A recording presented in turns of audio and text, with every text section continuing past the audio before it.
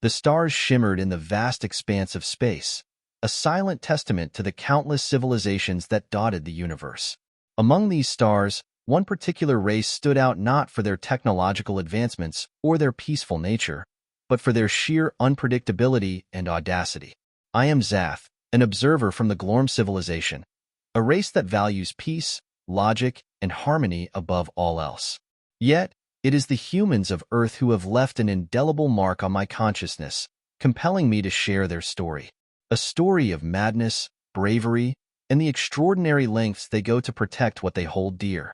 Our journey begins with a faint distress signal, a cry for help that reached the Glorm High Council. At first, it was merely a curiosity, a distant echo from a planet we had long observed but never engaged with. Earth, a world teeming with life, yet marred by conflict and chaos. The signal was chaotic, much like the humans themselves, a cacophony of pleas for assistance against an unknown threat. As a designated ambassador, I was chosen to lead a small delegation to investigate and, if necessary, offer aid. Upon our arrival, the sight that greeted us was both wondrous and terrifying. Humans, with their fragile forms and short lifespans, had built a society marked by both remarkable achievements and harrowing strife. Our initial contact was fraught with tension. They regarded us with a mix of awe and suspicion, their eyes wide with a combination of fear and curiosity. It was then that I first glimpsed the duality of humanity, their capacity for great kindness and unparalleled savagery. As we began our interactions, the cultural chasm between us became apparent. The humans were driven by emotions and instincts that often defied logic. Their history was a testament to their resilience, yet also a chronicle of their insanity. Wars fought over ideologies, resources, and sometimes mere misunderstandings. Yet, in the midst of this chaos, there was a spark, a glimmer of something truly extraordinary. Our initial exchanges were simple, attempts to understand each other's languages and customs. It was a slow and arduous process, but it laid the foundation for what was to come. The turning point arrived with the appearance of a new threat, one that neither the Glorms nor the humans could face alone. An alien race, the Zurax, with technology and ruthlessness far surpassing our own, had set their sights on Earth. It was this imminent danger that forged an unlikely alliance between our two races. What followed was a series of events that defied all logic and reason. Humans, with their unconventional tactics and sheer audacity, led us into battles that seemed doomed from the start, only to emerge victorious through sheer willpower and ingenuity.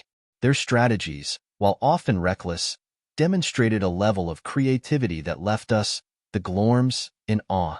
In this tale, I will recount the battles we fought side by side, the moments of triumph and despair, and the incredible journey that forever changed my understanding of what it means to be sentient. Humans are, without a doubt, the most unpredictable species I have ever encountered. They are mad, brilliant, and relentless in their pursuit of survival and victory.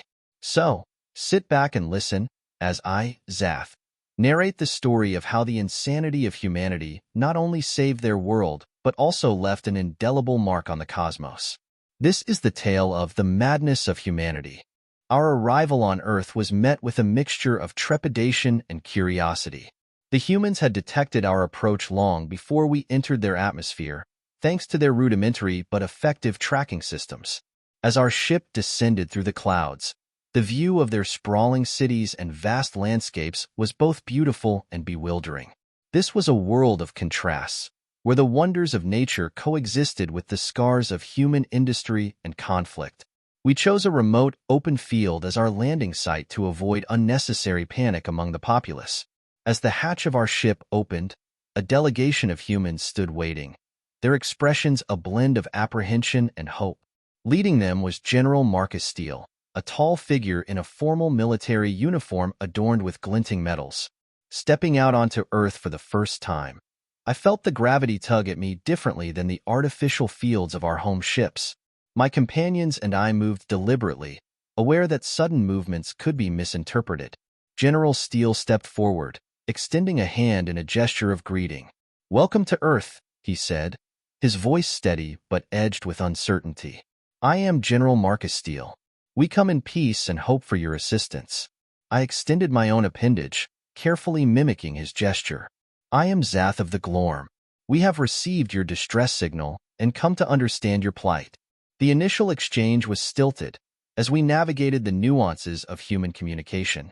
Despite our advanced technology, there was no substitute for the delicate dance of body language and tone that defined human interactions. I observed their reactions closely, noting the flickers of fear, hope, curiosity, and something else I couldn't quite place.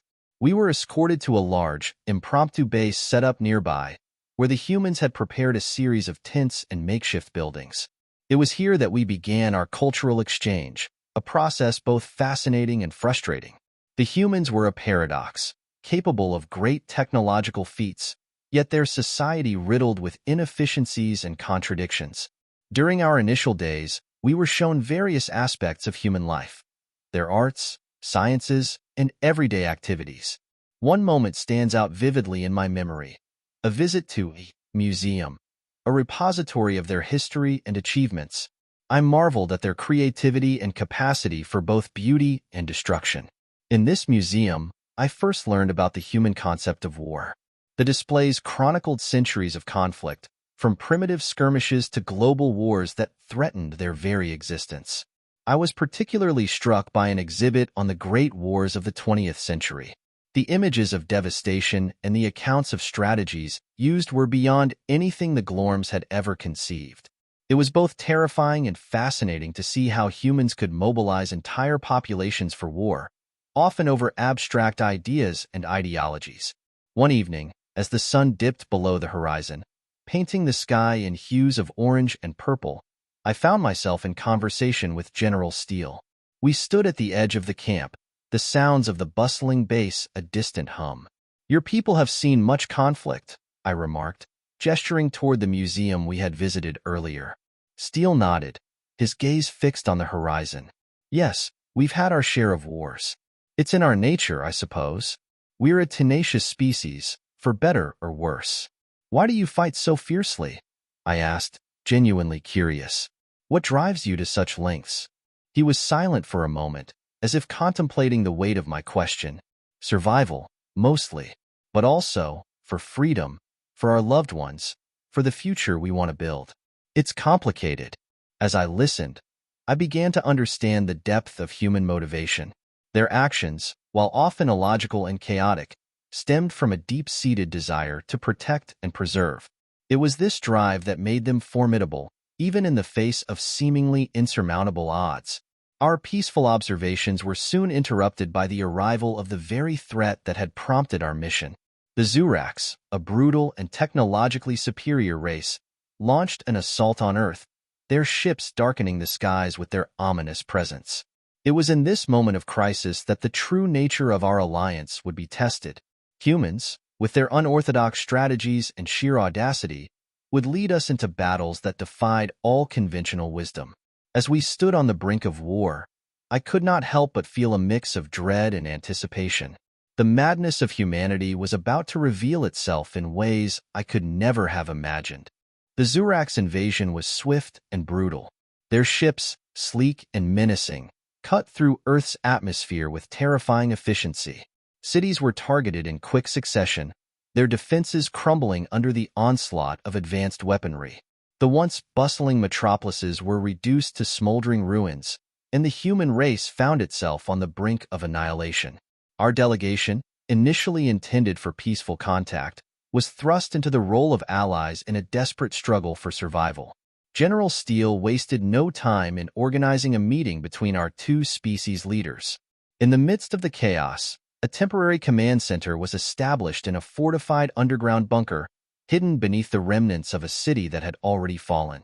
The room buzzed with activity as human military officers and Glorm delegates gathered around a large holographic display.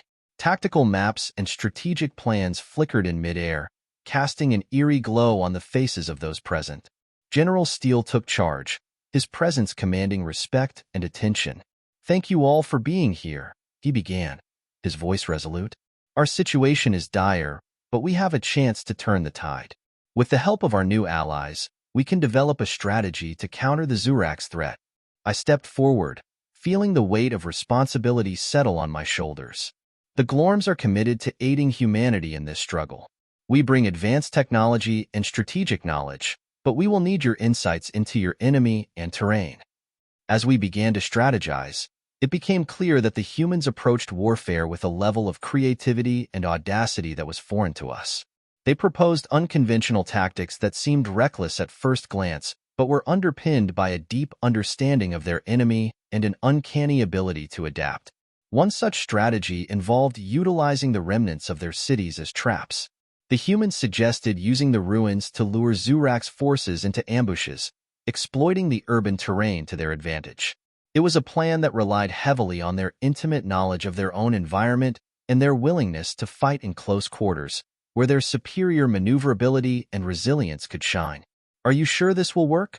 I asked, voicing the doubts that many of my Glorm colleagues shared.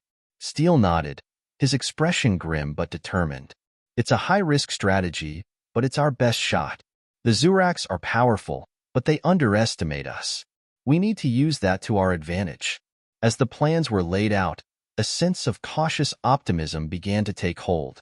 Despite the overwhelming odds, the humans' unwavering resolve and innovative thinking instilled a sense of hope. We would fight together, blending Glorm technology with human ingenuity in a bid to turn the tide. The first joint operation was a coordinated strike on a Zurak's forward base. Human soldiers, equipped with advanced Glorm weaponry, moved with a precision that was both awe-inspiring and unsettling. They utilized guerrilla tactics, striking swiftly and retreating before the Zuraks could mount a counterattack. Zath's observations of human unpredictability grew with each encounter. In one particularly daring maneuver, a human squad led by a young officer named Lieutenant Emily Chun infiltrated the Zurak's base under the cover of darkness. They used improvised explosives and diversionary tactics to create chaos, allowing Glorm forces to launch a devastating assault. The operation was a success, but it came at a cost. Casualties were high, and the aftermath of the battle was a stark reminder of the brutal reality of war. As we regrouped, I found myself in a makeshift infirmary, surrounded by the wounded and dying. The sight of human soldiers, some barely out of their adolescence, lying injured and broken, filled me with a profound sense of sorrow. It was in this moment that I began to truly grasp the depth of human resilience. Despite their losses, there was no sign of despair. Instead, there was a fierce determination to continue the fight, to protect their world and their loved ones at any cost. I sought out General Steele, finding him in a quiet corner of the infirmary, his expression weary but resolute. "How do you do it?" I asked, unable to contain my curiosity. "How do you keep fighting in the face of such overwhelming odds?" Steele looked at me, his eyes reflecting a mixture of exhaustion and defiance. "Because we have no other choice. We fight for our survival, for our families, for the future we want to build. It's who we are." His words resonated with me, echoing in my mind as we prepared for the next phase of the war. The alliance between the Glorms and humans was more than just a strategic partnership.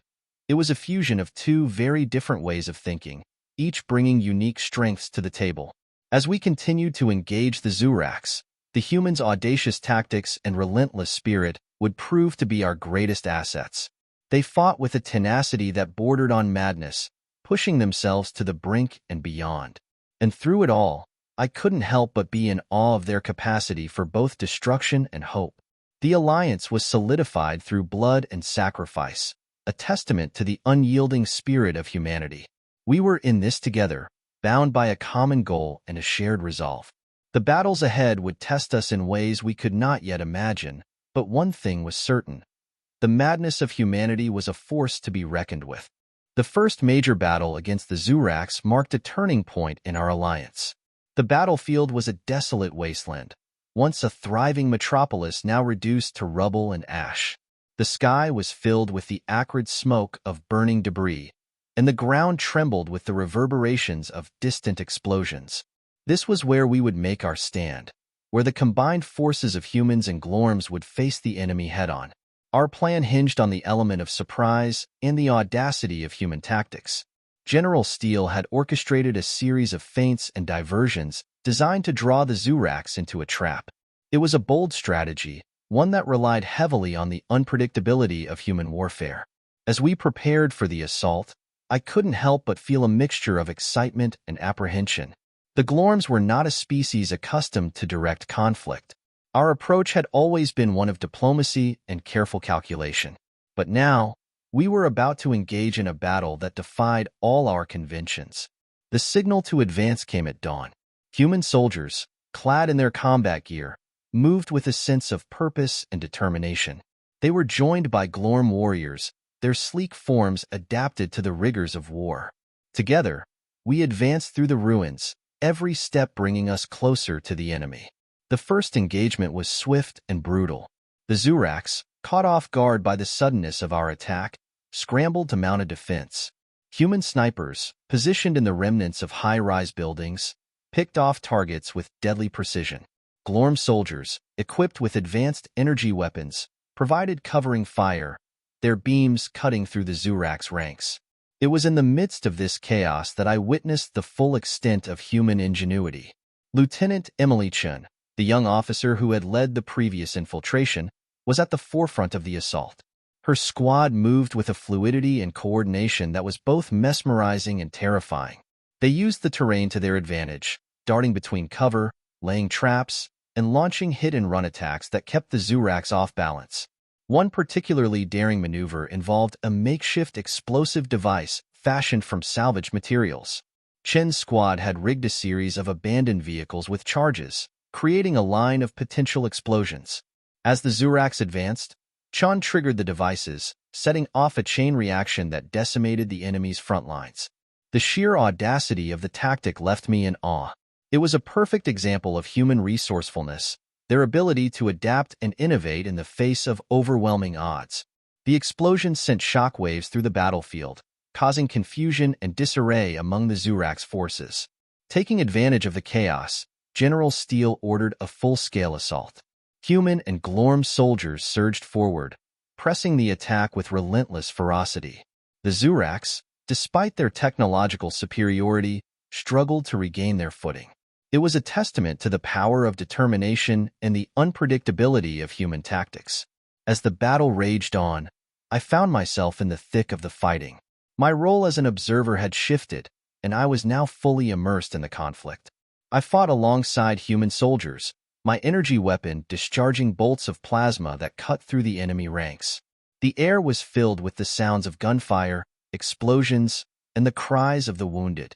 In the midst of the turmoil, I saw a young human soldier fall, struck by a Zurax energy blast. Without thinking, I rushed to his side, using my abilities to stabilize his condition.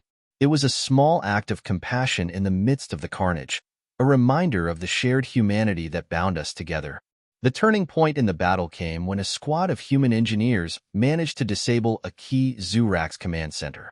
The loss of their central coordination threw the enemy into further disarray, allowing our forces to gain the upper hand. It was a hard-fought victory, one that came at a great cost. As the dust settled and the smoke began to clear, the extent of the devastation became apparent. The battlefield was littered with the bodies of both human and Zurax soldiers. The ground was stained with blood and scorched by fire. It was a somber reminder of the price of war. We regrouped, tending to the wounded and honoring the fallen. There was a sense of both relief and exhaustion, the knowledge that we had survived this battle, but that the war was far from over. General Steele and his officers began to assess the situation, planning the next steps in our campaign. I took a moment to reflect on what I had witnessed. The humans had shown a level of bravery and ingenuity that was beyond anything I had imagined. Their tactics, while often reckless, were driven by a deep-seated desire to protect their world and their way of life. It was this spirit that made them such formidable allies. As we prepared for the battles ahead, I knew that our alliance would be tested in ways we could not yet foresee. The Zurax were a relentless enemy, and the road to victory would be long and arduous. But with the humans by our side, there was a glimmer of hope, a belief that together we could overcome even the greatest of challenges. The madness of humanity was not just a force of chaos. It was a source of strength and resilience. It was this madness that had brought us together, and it would be this madness that would carry us through the trials to come. The victories we had achieved, though hard-won, were merely the beginning. The Zurax, relentless in their pursuit of domination, continued to press their advantage, launching a series of devastating counterattacks that pushed us to the brink. It was clear that a decisive action was needed to turn the tide of the war, and it was during this period of dire necessity that human ingenuity and audacity would once again come to the fore. Our intelligence indicated that the Zurax were amassing their forces for a major offensive, one that could potentially crush our remaining defenses. General Steele convened a war council to discuss our options. The atmosphere was tense, the weight of the situation palpable as we gathered around the holographic display that showed the ominous movement of Zurax forces. "We need to hit them before they hit us," Steele said, his voice firm. "But a frontal assault would be suicide. We need to think outside the box." It was Lieutenant Emily Chun who proposed the plan that would become our turning point. She suggested a bold, unprecedented strategy: infiltrate the Zurax command ship, the heart of their operations, and disable their central command network. It was a plan fraught with danger, relying on stealth, precision, and the element of surprise. "This is madness," one of the human officers muttered. "Even if we get on board, how do we expect to take down their command?" Chen's eyes sparkled with determination. "We use their technology against them. If we can plant an EMP device in their control center, we can disable their communications and coordination, leaving them vulnerable." The plan was audacious, bordering on reckless, but it was our best chance. Preparations began immediately. A select team of elite soldiers, both human and Glorm, was assembled for the mission. I volunteered to join them, recognizing the significance of the operation and the role it would play in the future of our alliance. The night before the mission, I found myself standing under the stars, contemplating the journey that had brought us to this point. The humans, with their indomitable spirit and unyielding resolve, had taught me much about courage and sacrifice. Now, as we faced our greatest challenge yet, I felt a deep sense of camaraderie and shared purpose. The infiltration team departed under the cover of darkness, using a stealth ship to approach the Zurax command vessel undetected. The tension was palpable as we boarded the alien ship, navigating its labyrinthine corridors with the help of advanced Glorm scanning technology. Every step brought us closer to the heart of the enemy stronghold, the stakes higher than ever. We encountered resistance almost immediately, Zurax soldiers patrolling the corridors. The humans' combat skills were on full display as they engaged the enemy with a combination of precision and ferocity. Chun led the charge, her movements fluid and decisive as she dispatched Zurax guards with ruthless efficiency. The Glorms provided support, using our energy weapons to neutralize threats from a distance. As we advanced, the sounds of battle echoed through the ship, a symphony of chaos and destruction. We reached the control center, a vast chamber filled with alien technology. The heart of the Zurax command network lay before us, a pulsating core of energy and data. Chun and her team quickly set to work, planting the EMP device at the core. Time was of the essence. The device needed to be activated, and we had to escape before it detonated. The Zurax, realizing the threat, launched a desperate counterattack, flooding the control center with soldiers. The ensuing battle was fierce and chaotic. The humans fought with a ferocity born of desperation, every move precise and deadly. I found myself in the thick of the fighting, my energy weapon discharging bolts of plasma that cut through the enemy ranks. The air was thick with the scent of ozone and the sounds of conflict. Chen, focused and determined, completed the final steps to activate the EMP device. "We have to move now," she shouted, her voice cutting through the din of battle. We retreated, fighting our way back through the corridors of the ship. The countdown to detonation ticked in my mind, every second bringing us closer to either victory or disaster. We reached our extraction point just as the EMP device activated, sending a pulse of energy that disrupted the entire Zurax command network. The effect was immediate and devastating. The Zurax forces, suddenly cut off from their central command, descended into chaos. Their coordination faltered, their attacks becoming disorganized and ineffective. It was the opening we needed. Back on the ground, General Steele launched a full-scale counteroffensive, capitalizing on the confusion among the Zurax ranks. Human and Glorm forces pressed the attack, driving the enemy back with relentless determination. The tide of the war had turned. As we regrouped, the enormity of what we had accomplished began to sink in. The mission had been a success, and the Zuraks were on the defensive. It was a moment of triumph, but also one of reflection. The cost had been high, and the road ahead was still fraught with challenges. In the aftermath, I stood with Chan and Steele, looking out over the battlefield where so many had fought and fallen.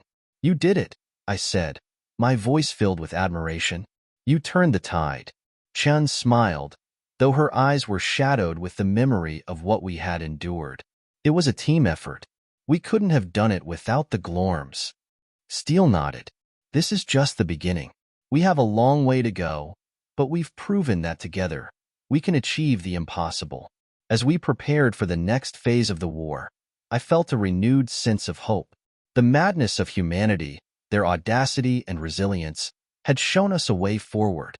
We would continue to fight, side by side, until the Zuraks were defeated and peace was restored. The turning point had been reached, but the story was far from over. The battles ahead would test our resolve and our unity, but with the spirit of humanity driving us, I knew we would prevail. The madness of humanity was a force of nature, and it would lead us to victory. The battle that had turned the tide against the Zuraks left both our forces exhausted but resolute. The once imposing Zuraks command ship now drifted aimlessly in the sky, a testament to the combined efforts of humans and Glorms. However, our victory came at a heavy price. The landscape below, once a thriving city, was now a haunting expanse of rubble and ash. The immediate aftermath of the battle was a blur of activity. Medics and engineers worked tirelessly, tending to the wounded and securing the area. Despite the chaos, there was an undercurrent of hope, an acknowledgement that we had struck a significant blow against our enemy. In the days following the battle, our attention turned to consolidation and recovery. Human and Glorm engineers collaborated to repair critical infrastructure, while soldiers patrolled the area, ensuring that no remnants of the Zuraks force posed a threat. It was during this period that I had the opportunity to speak with General Steele and Lieutenant Shin, both of whom had become central figures in our alliance. In a makeshift command center set up amidst the ruins, I found Steele poring over tactical maps. His face, lined with fatigue, still held a spark of determination. "General," I began, "we've come a long way. But what now? How do we ensure that this victory isn't just a fleeting moment?" Steele looked up, his gaze steady. "We need to capitalize on this momentum. The Zuraks are reeling, but they're not defeated. We have to press our advantage, drive them back, and reclaim our world." Chun joined us, her expression equally resolute. "We've shown that we can fight them on our terms. Now, we need to take the fight to them. We can't just defend. We have to go on the offensive." Their words echoed a sentiment that was growing among both humans and Glorms, the realization that victory required more than just holding the line. It demanded relentless pursuit, pushing the enemy back until they had no foothold left. As our forces regrouped, plans were made for a coordinated campaign to reclaim key territories. The Zuraks, now disorganized and without central command, were vulnerable. We would strike fast and hard, targeting their remaining strongholds. The first phase of the offensive began with a series of coordinated attacks on Zuraks bases. Human soldiers, supported by Glorm technology, executed rapid strikes, dismantling enemy fortifications with precision. The combined might of our forces was a sight to behold, human ingenuity and adaptability complementing Glorm technological prowess. Each victory bolstered our confidence, but it also brought new challenges. The Zuraks, though weakened, were far from defeated. Their resilience and adaptability mirrored our own, forcing us to constantly evolve our strategies. It was a cat-and-mouse game, with each side trying to outmaneuver the other. Amidst the battles, there were moments of quiet reflection. I often found myself contemplating the nature of our alliance and the lessons I had learned from the humans. Their capacity for both destruction and creation was unparalleled, and it was this duality that made them such formidable allies. One evening, as the sun set over the war-torn landscape, I stood with Chan on a hill overlooking the battlefield. The sky was painted in hues of orange and red, a stark contrast to the devastation below. "Do you ever wonder what comes after this?" I asked, breaking the silence. "What happens when the war is over?" Chen's expression softened, a hint of a smile playing on her lips. "Every day, we fight because we believe in a future worth living for. A future where we can rebuild, where our children can grow up without the shadow of war hanging over them." Her words resonated with me, echoing the hopes and dreams of countless individuals on both sides of the alliance. We were fighting not just for survival, but for the promise of a better future, a future where peace and prosperity could flourish. As the campaign continued, the bonds between humans and Glorms grew stronger. We learned from each other, our cultures blending in unexpected ways.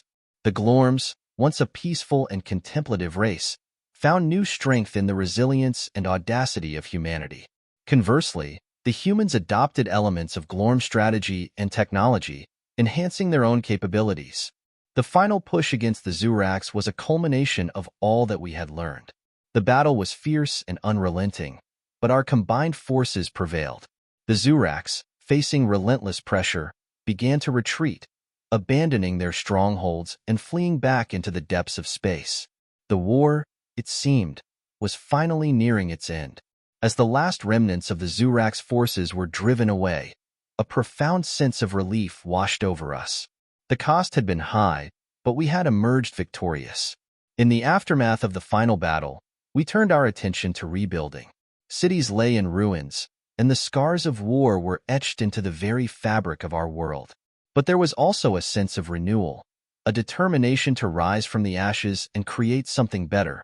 Human and Glorm engineers worked side by side, reconstructing infrastructure and restoring essential services.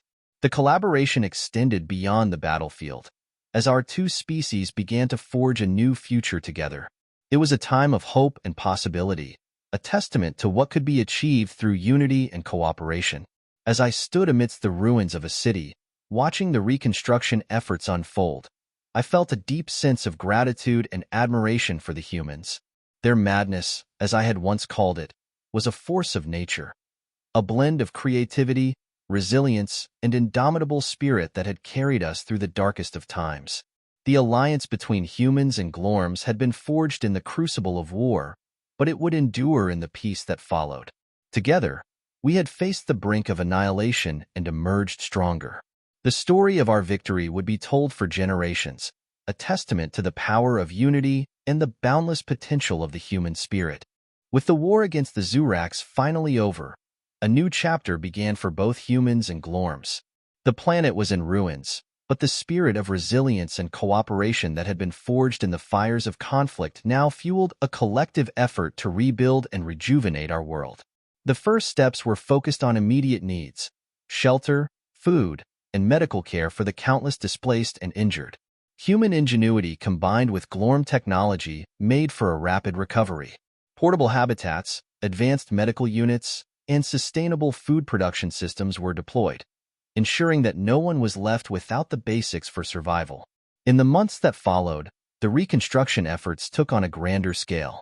Cities began to rise from the rubble, this time with the influence of both human and Glorm architectural styles. Skyscrapers made of durable, sustainable materials towered over the landscape, their designs reflecting a blend of functionality and aesthetics. The integration of Glorm energy technology made these new cities more efficient and environmentally friendly than ever before.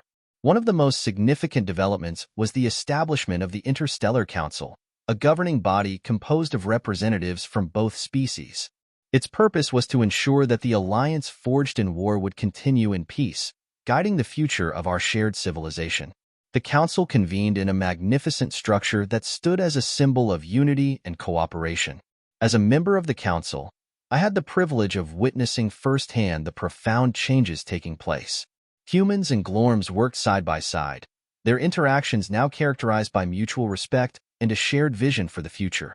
The council's discussions were lively, often passionate, but always aimed at finding solutions that would benefit all. Education and cultural exchange became a cornerstone of our new society. Schools and institutions of higher learning opened their doors to students from both species, fostering a new generation of leaders who understood the value of diversity and collaboration. Human students marveled at Glorm philosophy and science, while Glorm students were inspired by human creativity and history. One of the most touching initiatives was the establishment of remembrance parks, dedicated to those who had fallen during the war. These parks were serene spaces, filled with memorials that told the stories of both human and Glorm heroes. They served as a reminder of the sacrifices made and the bonds that had been forged in the most challenging of times. As the years passed, our worlds continued to evolve together. Trade and exploration flourished, with joint missions venturing into the depths of space, seeking new frontiers and opportunities. The spirit of innovation and discovery, so inherent in humanity, was now bolstered by Glorm wisdom and technology. Despite the progress, there were still challenges to overcome. Cultural differences occasionally led to misunderstandings, and the scars of war lingered in the memories of many. However, the foundation of trust and cooperation that had been built ensured that these challenges were met with empathy and a commitment to finding common ground. On a personal level, I found myself deeply changed by my experiences. The humans, with their boundless energy and unyielding spirit, had taught me the true meaning of resilience. Their ability to face adversity head-on, to adapt and innovate, had not only saved their world but had also enriched the Glorm civilization. One day, as I walked through one of the newly rebuilt cities, I encountered Lieutenant Emily Chen, now a respected leader in the Interstellar Council. She was speaking to a group of young students, both human and Glorm, sharing her experiences and insights from the war. "Remember," she said, her voice carrying the weight of experience and the hope of the future, "we are stronger together. Our differences make us unique, but our shared values and goals are what truly define us. The legacy of our alliance is one of unity, resilience, and the pursuit of a better future for all." Her words resonated deeply with me, encapsulating the essence of what we had achieved. The madness of humanity, which I had once viewed with a mix of awe and bewilderment, had become a source of inspiration and strength. It was this very madness, their creativity, their audacity, their indomitable spirit, that had transformed our world and forged a legacy that would endure for generations. As I looked at the faces of the young students, filled with hope and curiosity, I felt a profound sense of pride and optimism. The future was bright, and it was ours to shape. Together, humans and Glorms would continue to explore, to innovate, and to build a world where peace and prosperity reigned. The story of our alliance, born out of the crucible of war, was a testament to the power of unity and the limitless potential of the human spirit. It was a story that would be told for generations, inspiring future leaders to embrace the madness of humanity and to strive for greatness. The stars above had witnessed countless stories, but none quite like ours. The tale of our alliance, born out of necessity, forged in the fires of war, and blossomed into a lasting partnership, was a beacon of hope and inspiration. As an observer and participant in this extraordinary journey, I, Zath of the Glorm, had come to see humanity in a light that defied all my initial expectations. The madness of humanity, which had once seemed so foreign and unpredictable, had revealed itself to be a source of incredible strength. Their audacity, creativity, and resilience were traits that not only defined their species, but also had the power to change the course of history. Together, we had faced the brink of annihilation and emerged victorious, united by a common purpose and a shared vision for the future. In the years that followed the war, the bonds between humans and Glorms grew ever stronger. Our combined efforts led to advancements in technology, culture, and governance that neither species could have achieved alone. The Interstellar Council, a symbol of our unity, continued to guide us toward a future of peace and prosperity. Education and cultural exchange flourished, fostering a new generation of leaders who understood the value of diversity and collaboration. The young minds of both species, inspired by the stories of our shared past, worked together to build a better world. They were the torchbearers of our legacy, carrying forward the lessons learned and the values upheld. Yet, amidst the triumphs and advancements, we never forgot the sacrifices made. Remembrance parks and memorials stood as solemn reminders of the cost of our victory, honoring the brave souls who had given their lives for the future we now enjoyed. These places of reflection ensured that the lessons of the past would never be forgotten, guiding us as we moved forward. As I reflect on this journey, I am filled with a deep sense of gratitude and admiration for humanity. Their capacity for both destruction and creation, for madness and brilliance, had transformed not only their world but also ours. The partnership between humans and Glorms was a testament to the power of unity, a beacon of hope for all who looked to the stars. The story of our alliance is not just a tale of war and victory. It is a story of resilience, of the triumph of the human spirit, and of the boundless potential that lies within us all. It is a story that will continue to inspire generations to come, reminding us that even in the darkest of times, there is always hope, and that together, we can achieve the extraordinary. As I look to the future, I am filled with optimism and anticipation. There are still many challenges to face and many adventures to embark upon. But with humans by our side, there is nothing we cannot overcome. The legacy of our alliance will endure, a testament to the power of cooperation, the strength of diversity, and the indomitable spirit of humanity. So, to all who listen to this tale, remember this. The madness of humanity is not a flaw but a gift, a force that can drive us to achieve the impossible. Embrace it, cherish it, and let it guide you as we continue to explore the vast expanse of the universe together. This is our story, our legacy, and our future. Together, we are unstoppable. If you enjoyed this tale and want to dive into more thrilling sci-fi adventures, don't miss the next story from the Sci-Fi Story Vault. Just click on the video suggested on your screen now, and prepare to be transported to another universe filled with excitement, intrigue, and the limitless wonders of science fiction. Your next adventure awaits.